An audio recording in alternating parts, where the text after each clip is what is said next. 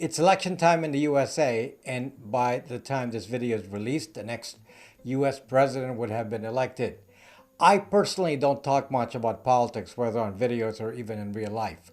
All I want is for people to choose their elected officials fairly, and I hope that that is the end result this time around.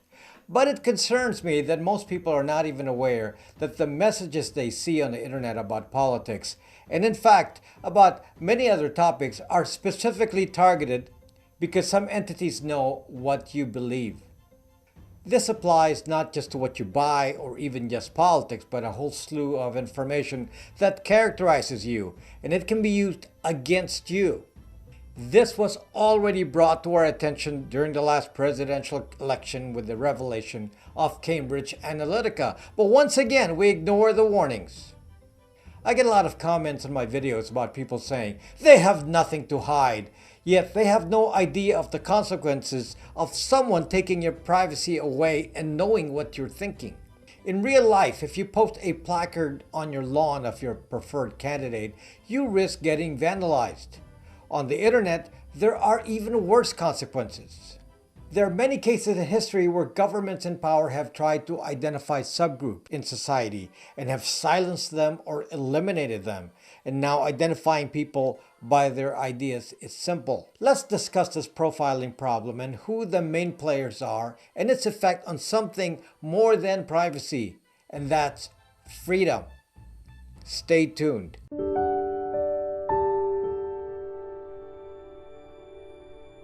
I post my videos ahead of YouTube on the platform Odyssey. I have a link in the description for you to follow me there. This is a new uncensored platform, previously Library. Most people have a very simplistic view of life choices. It's time to vote, so you vote and watch the election unfold and you think, wow, I live in a free country. That's awesome.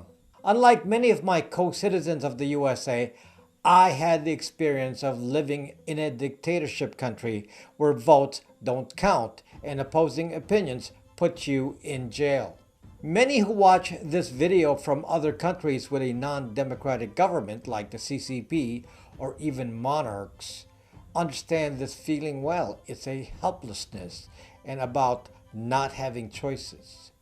I've seen many people I knew disappear, and I had no idea if they went into hiding to evade arrest or if they were actually arrested and never heard from again. Fortunately, I discovered that many went into hiding intentionally and lost decades of their lives and career because of fear. We have much to thank for our freedoms in the US. I certainly don't want a repeat of this experience in my lifetime. But there are ways to exert influence on people in unfair ways. All someone has to do is to hide alternative opinions, wash them from view, minimize them with a countering volume of opinions, and present untruths.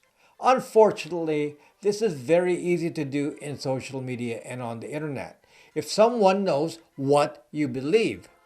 Young people are particularly vulnerable with things like trending topics. On Twitter, for example, it is easy for third parties to amplify a message using fake bot accounts. This makes you think an issue is believable because of some post that has a lot of retweets and comments, yet you had no idea how much of it is real. When you go search for certain topics, especially those with a political taint, on Google, since Google knows a lot about you, it starts to give you a set of search results which will clearly vary from someone else with the opposite political belief. When you look for coverage on a certain topic, it is plain to see that some information may be censored. It's funny about censoring and tracking. If the party being attacked is opposite your political point of view, the censoring is great. If it is within your point of view, then the censoring is bad. Let's be balanced in thinking about this, people. I believe all ideas should be heard, no censorship, and sunlight will bleach the untruths. Regardless of your political belief, I would like people to be given all the information, and then democracy will prevail and the public will make the correct choice for that time. But what if the information is colored? Is it possible to sway our choices if someone knows our opinions? There are several companies intent on doing just this. Today I will talk about two of these companies. One of them is Jigsaw and the other one is Palantir. There are other companies funded in the billions and they have a specific task. Instead of just collecting data, they want to use the data to change behavior, to change opinions, to change attitudes. In other words, influencing your thoughts is the new big business. Jigsaw is a division of Alphabet and you can find it on jigsaw.google.com. Palantir just went public recently and has a valuation near 20 billion. Jigsaw is obviously powered by the Google billions. Now, one thing different between Jigsaw and Palantir is that Jigsaw can take its data from all of google.com, so its database is already huge. Palantir acquires its data from any place it can find, but because of government contracts, it actually has access to the government database, like driver's licenses, health records, IRS records, social security databases. Think about an entity that has the data that competes with the NSA, but is a private company.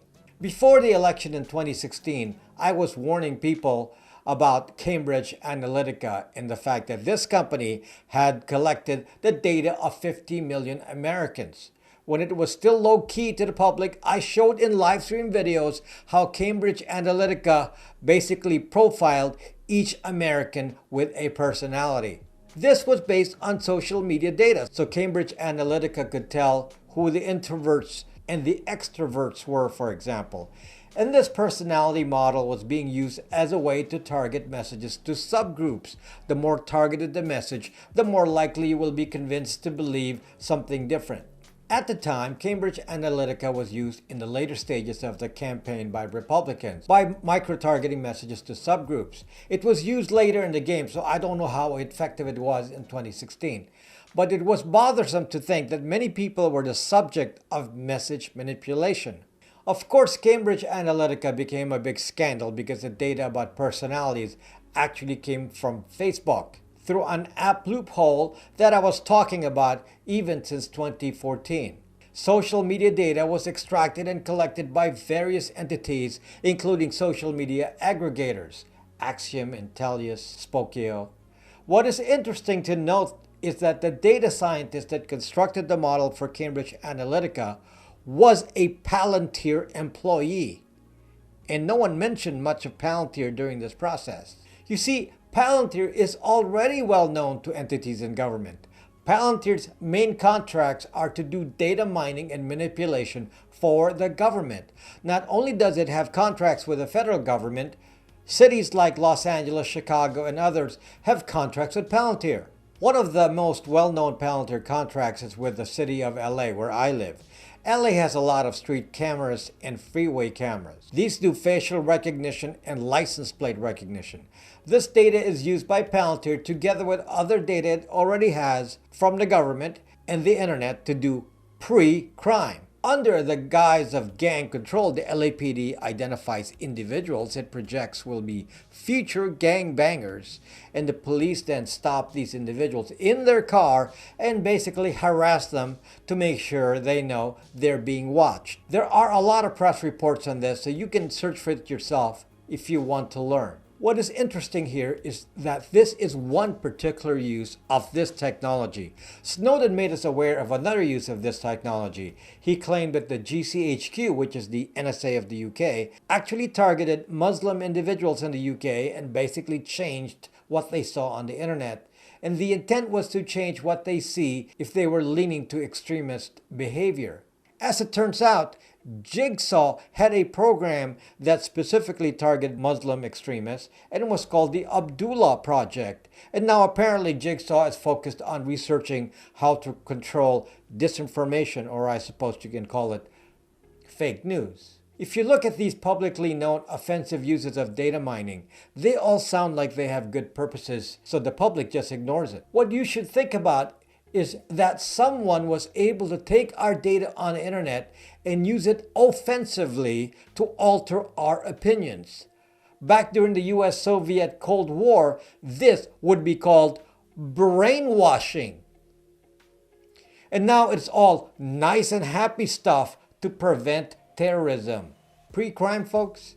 So you haven't done anything, but just due to the circumstances of your birth, you are deemed to be a future criminal? What about my messages on privacy? Does someone try to minimize what I say because they are shills for those entities that need your social media data to control you? How much of what you see on the internet is real and how much of it is manufactured?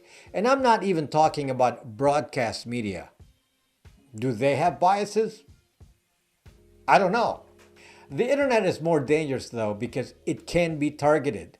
Once a Palantir or a Jigsaw knows what you believe because you've been feeding the internet with all your data, then their AI can make judgments about you that can be used later. It can be used to sway your vote. It can be used to make you believe a certain issue is the most important of all. It can make you ignore certain opinions.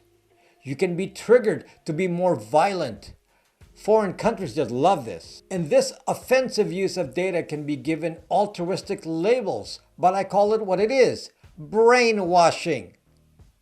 So some of it is subtle, like Google and Apple making you focus your lives on putting data on your phones, while here I fight to make you rethink this. Some of it is also by banning ideas from being on their mobile platforms, which they now control even more because they're the spigots of information on the internet. Some of this is done by entities blocking information from flowing and labeling it disinformation. I remember when the Prime Minister of New Zealand actively pushed to block the viewing of mass killing in a mosque, and all the large internet sites dutifully agreed and blocked it. Was it to make us think it didn't happen and change history? This is remarkably like what Big Brother does in the book 1984. Let me offer a conclusion to this, folks. I often make the statement which I will repeat now. Knowledge is power. Deny them the knowledge, and you deny them the power. And them here includes Palantir and Jigsaw or Google. Just like they control the data that we see, we need to control the data that they see. And that, my friends, is done by our own brand of disinformation. And this is not fake news. This is disinformation on our identity. We cannot stop the flow of data in this internet-driven world, but the AI can be confused. If the AI cannot associate the data of your activities and statements to an identity, the data becomes useless. This is really the trick to what I teach in this privacy channel. Confuse them by identity disinformation. Remember this, it doesn't require much to confuse the AI. And no, you don't need to be anonymous. You just have to have a fake identity. Yes, if the government wants to actively surveil you, it is a completely different issue. You will be found. But if you simply want to disappear from being a target on their offensive database, then watch my other videos and learn about pseudo-anonymity, hiding your IP address, phones with no device fingerprint, blocking browser fingerprinting, and leaving Facebook. And that's a big one.